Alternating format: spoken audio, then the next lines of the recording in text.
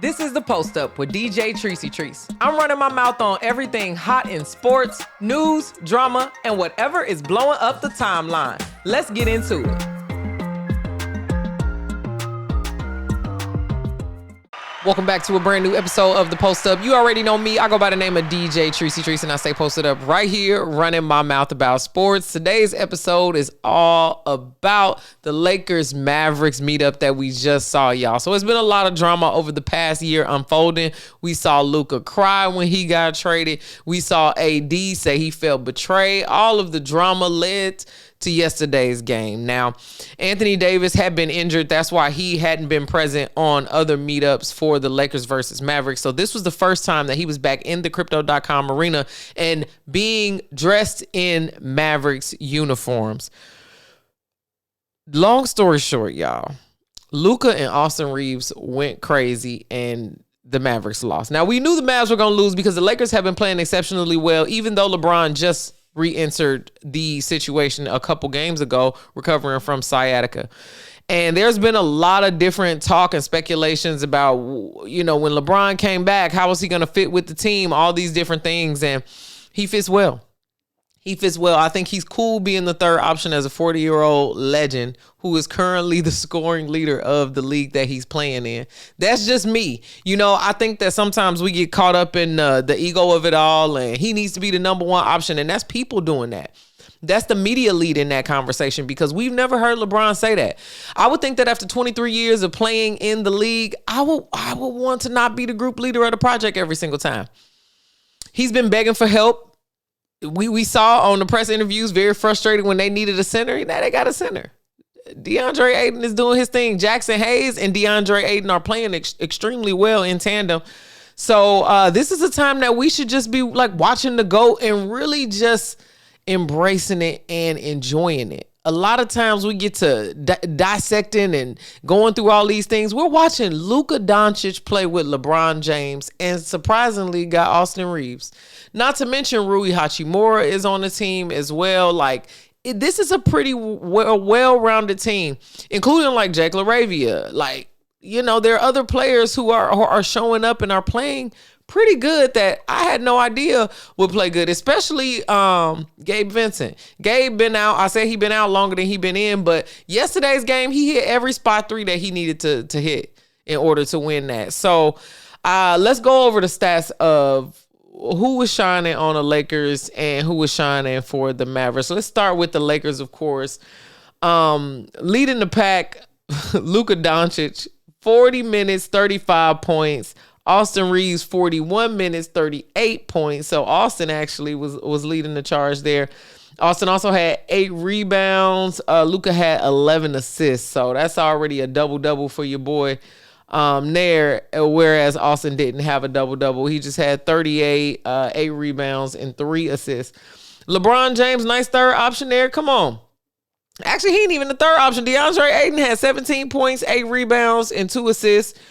Rui Hachimura had 14 points, 4 rebounds. He had 4 3-pointers.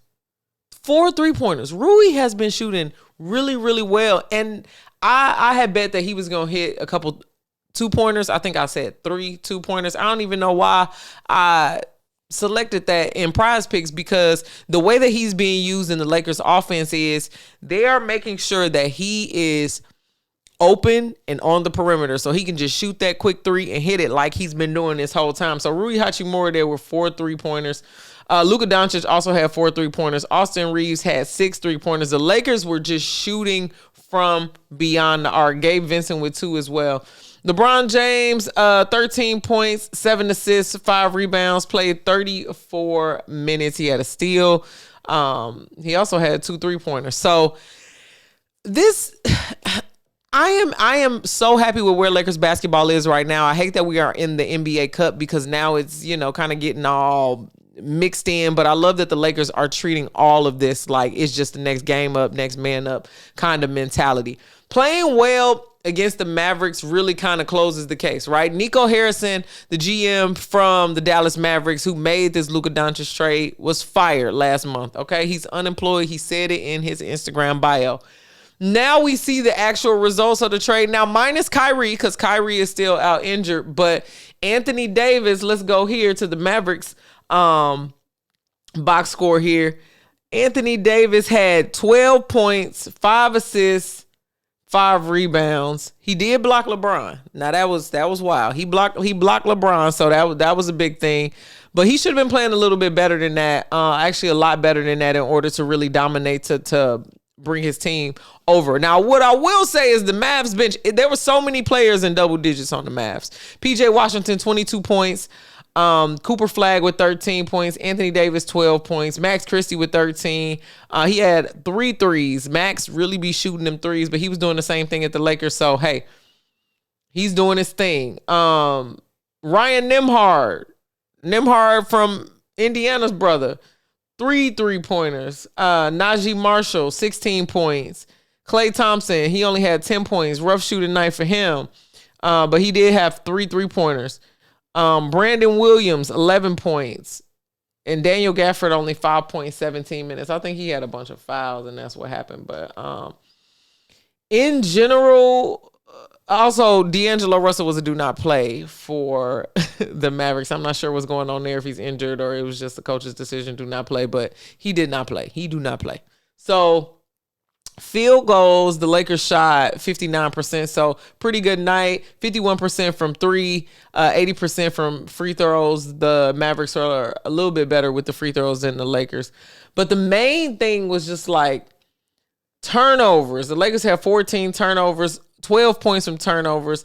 The Mavericks scored 20 points from Lakers turnovers. So that was just a huge thing. That was a major difference. And then also points in the paint. Lakers had 52 points in the paint and the Mavericks had 42. Now, Anthony Davis, he should have been grabbing those rebounds and putting it back. Grabbing those rebounds and put it back.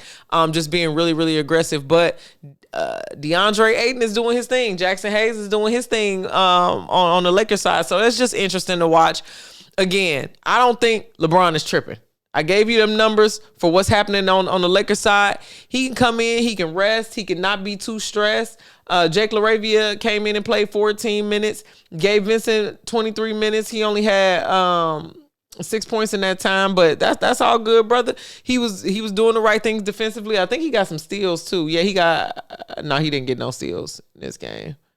But he had 6 assists, so that's huge. He's passing the ball really, really well. The Lakers are playing great as a team. JJ Redick is doing his thing as a coach and really leading the charge for the Lakers. So, shouts out to them. Let's give a hand clap out to the Lakers because a lot of people didn't think that it would be like this. They knew that Luka would come in, but there was a lot of speculation around how the season ended last year and how they were going to start this year. So I'm extremely proud of the Lakers there.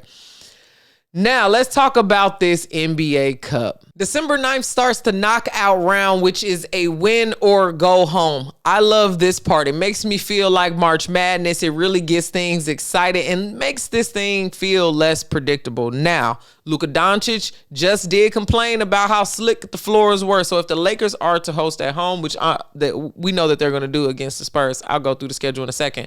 They have sent their floor for repairs. We don't know if the official floor will be back in time, but in the last game, the Lakers just played on their regular floor because all those colorful floors are slick, which is crazy because they slick, but they also hurt our eyes. So if they hurting the players and hurting our eyes, what are we doing this for? Let's just put something different. You just digital. Y'all be putting digital logos on the court anyway. Make it digital something so we don't have to deal with the players getting hurt and people slipping around and all those kind of things. But anyway, I digress. So in the knockout round, we have the Miami Heat playing the Magic. My prediction for this game, Miami Heat. Bamonte and them been doing it. Jaquez Jr. been doing it. Norman Powell being added to this roster, been doing it. The Clippers were crazy for letting Norman Powell go, as they just even lost to the Dallas Mavericks. I just talked about how the Lakers beat the Dallas Mavericks. The Mavericks just got done playing the Clippers right now. They beat them. So you getting beat by the people who got beat by the people who got beat. It's just crazy to me on that side. So I'm going with the Heat. And also, too, Paolo Banchero is not playing for the Magic. Even though they got Suggs, they got Desmond Bane, they got a lot of different players over there. I think Miami Heat is going to take that one, and the Magic will be going home. Now, Knicks versus Raptors, this is tough. This is tough because the Raptors have been playing well. I think they're on like a 6-game winning streak or something. Glorilla has been doing her thing with Brian Ingram in his life because Sis has really turned him up. It also looks like he's having fun playing in Toronto. But I'm going to take the Knicks. I'm going to take the Knicks. I'm going to take the New York Knickerbockers over the Raptors only because OG Anunoby came from the Raptors, and I think the Knicks are gonna do their thing. Karl Anthony Towns and all of them are gonna get it done. If they don't get it done here, that is a huge indicator that they are not a great playoff team, and they need to have learned from last year, Josh Hartnett and all of that. Be better. You better beat these Raptors, or we'll never believe that you could beat anybody in the playoffs. Moving on, so those games are Tuesday, December 9th. Then Wednesday, December 10th, we have the Suns versus the Oklahoma City Thunder. OKC. I don't think the Suns stand a chance unless OKC has the worst game of all time, but J-Dub is back. So I'm taking OKC by 30, actually. Okay, 30, 3-0. And then you got the Spurs versus the Lakers. Hard fought, but it's going to be the Lakers there. I think Wemby is out injured, but even if he was playing, it would be a real close game, and then we find a way to win on that one, especially with LeBron being back, Jackson Hayes being fully geared up, DeAndre Ayton really finding his place with the Lakers, Austin Reaves having an all-star start. Same thing with Luka Doncic. I just think it'll be too much for that Spurs team. So moving forward, I think we got the Miami Heat versus the Knicks, and then that'll make OKC versus the Lakers. And those are good playoff kinds of environments to see what is going to happen with those teams. I'll come back on here and let you know my predictions after this all play out. But you heard it here first on these predictions. Let me know your thoughts in the comments on who you think will be taking home the NBA Cup. I think when it's all said and done, it's going to be the Lakers. We're going to find a way to get the cup.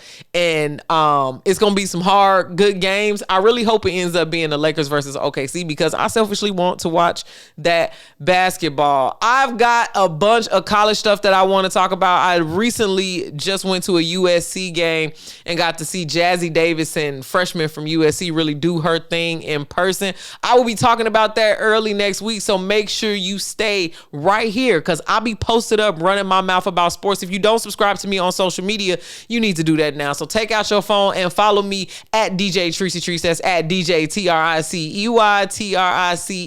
Until then, I'll be posted up right here running my mouth about sports. I'll see y'all on the next one. All right, that's a wrap on the post up. I ran my mouth, said what I said, and now it's your turn. Drop a comment, share it, and come back tomorrow because I'm not done talking. And make sure you follow me on social media at DJ Trice. That's at DJ TRICEY. I'll be posted up here, y'all.